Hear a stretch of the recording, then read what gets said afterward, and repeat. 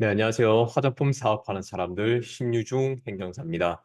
오늘 여러분들에게 가장 여러분들께서 흔히 착각하고 계시는 사례를 한 가지를 들어서 이렇게 설명을 좀 드려볼까 하는데요.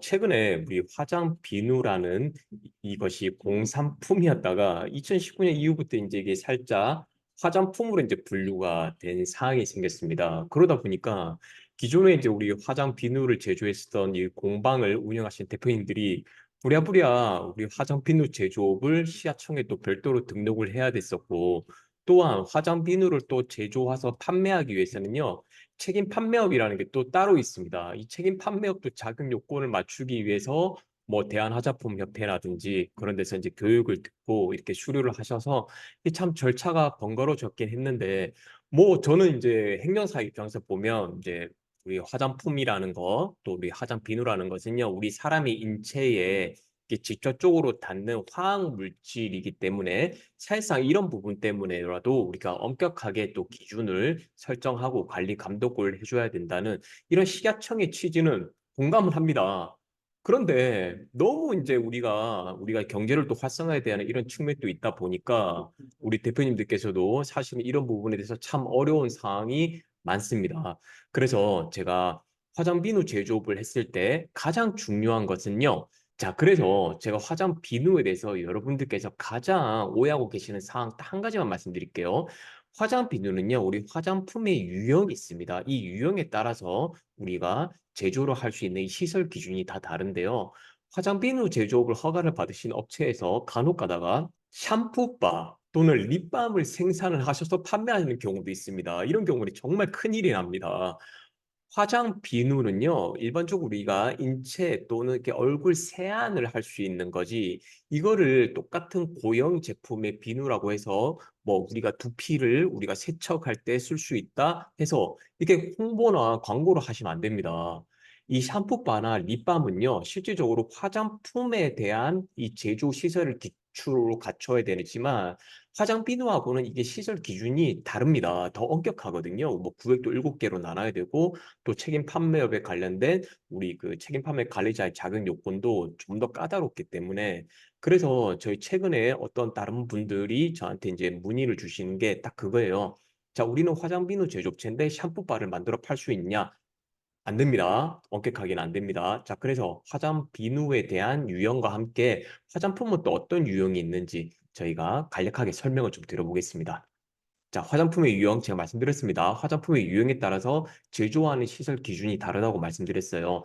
자, 우리가 만 3세 이하의 영유아용 제품이라고 이렇게 별도로 나와 있습니다. 이런 경우는요, 뭐 샴푸, 린스가 있지만 성인이 쓰는 것과 또 다릅니다. 만 3세 이하는 영유아용 제품으로 따로 화장품이 유형이 분류가 되어 있습니다.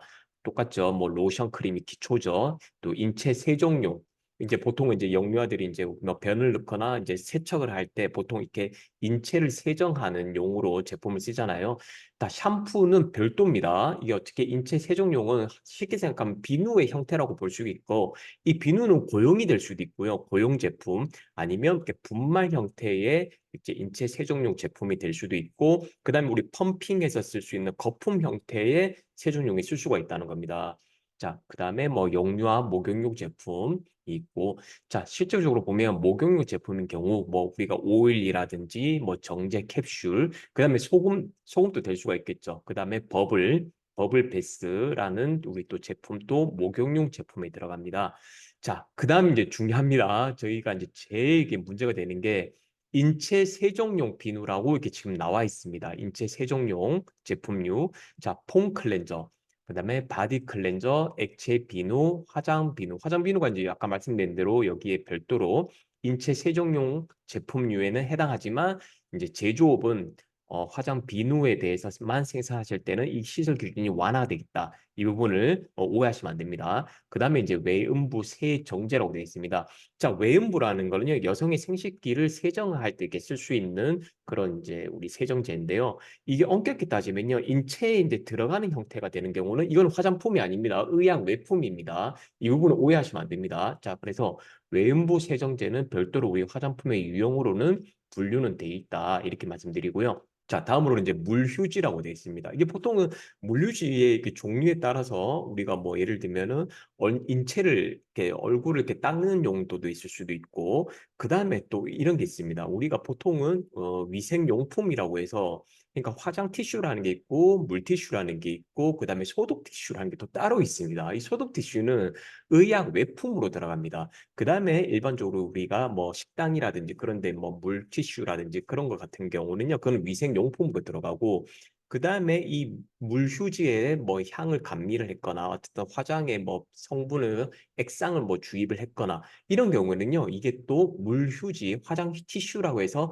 화장품으로 또 분류가 되어 있습니다. 이 절차가 좀 많이 분류가 되어 있는데 이런 게 까다로운 부분이 있습니다. 자, 그래서 아까 말씀드린 대로 화장 비누는 인체 세정용 제품류로 들어간다. 이렇게 제가 말씀드렸고요. 자, 그러면 눈 화장 제품이라는 건 이런 종류가 있습니다. 여기 보시면 참고하시면 될 것 같고요.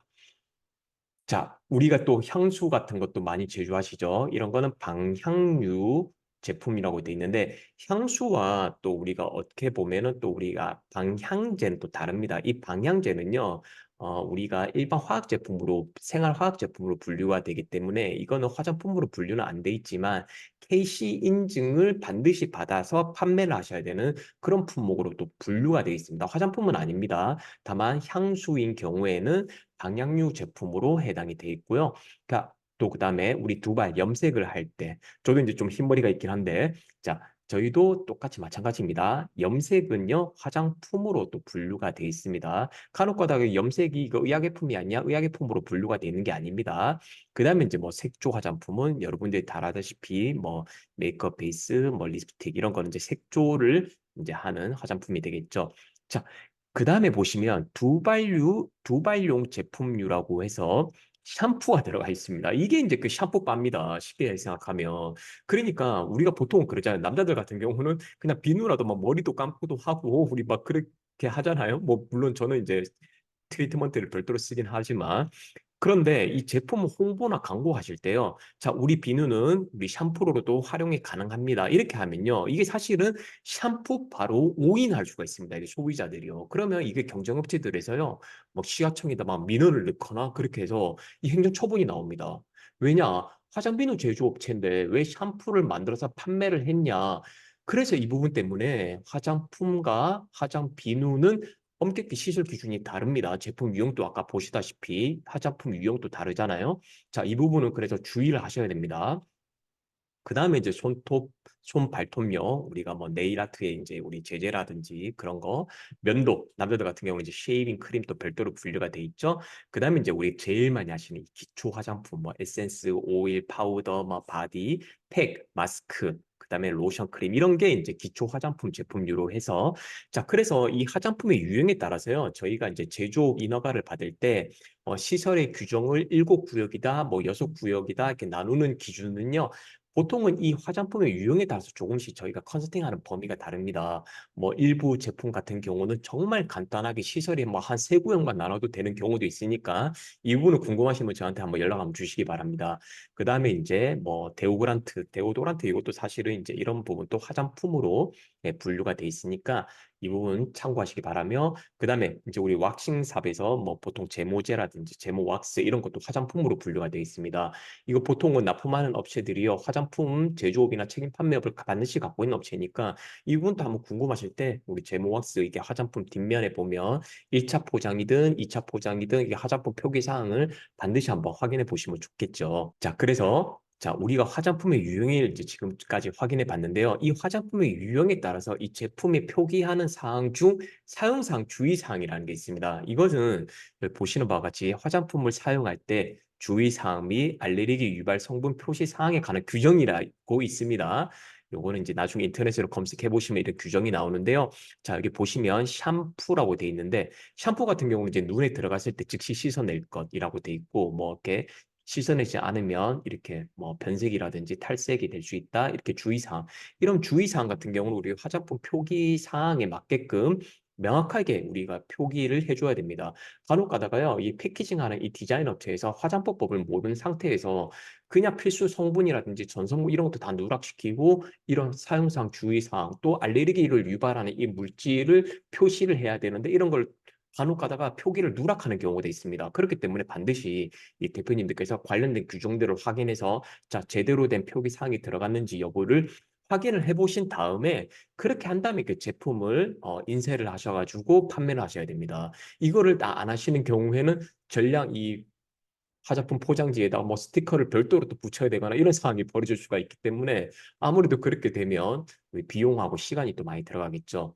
자, 그래서 지금까지 샴푸와 샴푸바는 화장 비누가 아닙니다. 그래서 별도로 우리가 시설 기준을 갖춰야 된다는 말씀을 드렸고요. 자, 앞으로도 화장품 사업하는 사람들에서는요, 이렇게 간략하게 여러분들이 좀 흔히 혼동할 수 있는 내용들을 좀 알기 쉽게 설명 들어볼까 합니다. 자, 지금까지 화장품 사업하는 사람들 시청해 주셔서 감사합니다. 저는 심유중 행정사였습니다.